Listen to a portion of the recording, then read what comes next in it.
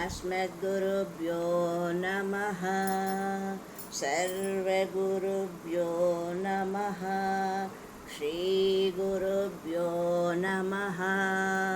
हरिः ओं तत्सत्। हरे राम राम राम हरे हरे, हरे कृष्ण कृष्ण कृष्ण हरे हरे, हरे राम राम राम हरे हरे, हरे कृष्ण कृष्ण कृष्ण हरे हरे. హరే కృష్ణ. అందరికీ నమస్కారం. మనము యోగ సిద్ధి పదంలో చివరిదైన యోగ సిద్ధి పదం మరణానంతర గతి తెలుసుకున్నాము. యోగ సిద్ధి పదం గురించి తెలుసుకుంటాం. మాముపేత్య పునర్జన్మ దుఃఖాలయం అశాశ్వతం నాప్నువంతి మహాత్మానః సంసిద్ధిం పరమాం గతః. పరమాం గతః. భగవద్గీత 8వ అధ్యాయం 15వ శ్లోకంలో భక్తియోగులైన మహాత్ములు నన్ను పొందిన పిమ్మట అత్యున్నతమైన సంసిద్ధిని పొందిన వారొకటచే దుఃఖాలయమైన ఈ అనిత్య జగత్తునకు మరలా ఎన్నడూనూ తిరిగి రారు.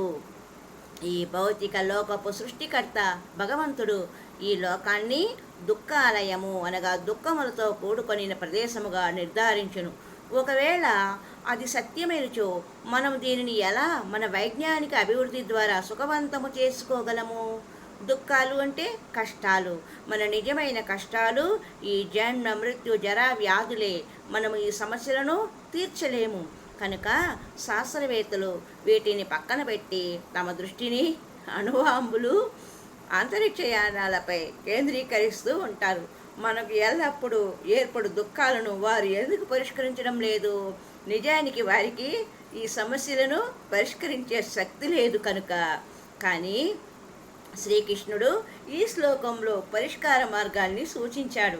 మామపేత్య పునర్జన్మ అనగా ఎవరైతే నన్ను పొందుతారో వారు ఈ దుఃఖపూరితమైన భౌతిక జగత్తుకు మరలా తిరిగి రారు. దురదృష్టవశాత్తు తమోగుణంలోని జనులు తాము దుఃఖపూరిత స్థితిలో ఉన్నట్లుగా అర్థం చేసుకోలేక ఉన్నారు. జంతువులు విచక్షణ జ్ఞానం లేనందున తమ దుఃఖపూరిత స్థితిని అర్థం చేసుకోలేవు. మానవుడు తాను దుఃఖాలతో కూడిన వాతావరణంలో ఉన్నట్లుగా తెలుసుకోగల శక్తిని కలిగి ఉన్నను తమ శక్తిని జంతువు వలె ఇంద్రియ తృప్తి కొరకే వినియోగిస్తుండును. కానీ మానవుడు తన జ్ఞానాన్ని ఈ పరిస్థితి నుండి బయటపడుటకు ఉపయోగించాలి.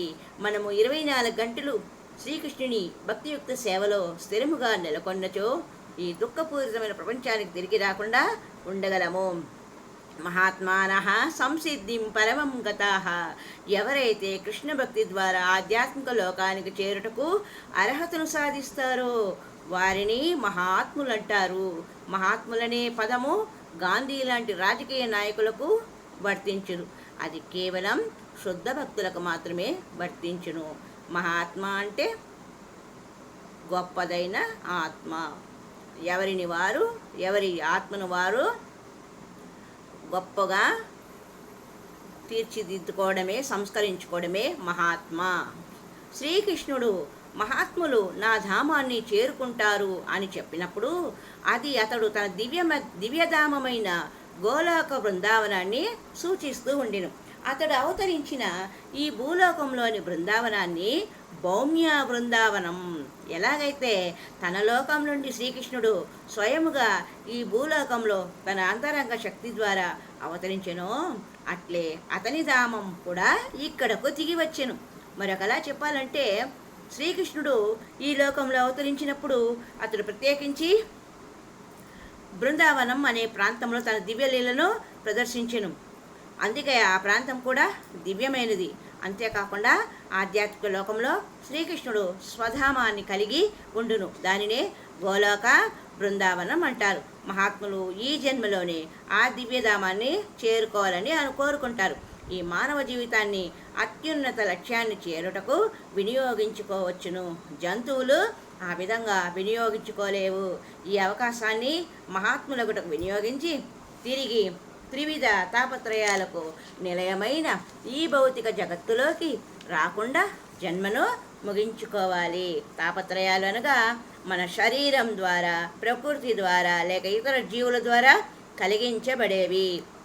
మనము ఈ భౌతిక జగత్తులో ఏ స్థితిలో ఉన్నను ఏదో ఒక రకమైన క్లేశం మనపై ప్రభావం చూపును. ఎందుకంటే కేవలం దుఃఖాలను అనుభవించుటకే ఈ లోకము నిర్మించబడింది. కనుక దుఃఖాలను నిరోధించలేరని నేరుగా శ్రీకృష్ణుడు చెబుతున్నాడు. ఈ దుఃఖాలు మానవుని కృష్ణ చైతన్య ఉద్ధరణకు తోడ్పడును. మనం ఎంతగా వద్దనుకున్నా కష్టాలు మనపై బలవంతంగా రుద్దబడనని వివేకవంతుడు గ్రహించును. కష్టాలను ఎవరు కోరుకోరు, వాంఛించరు.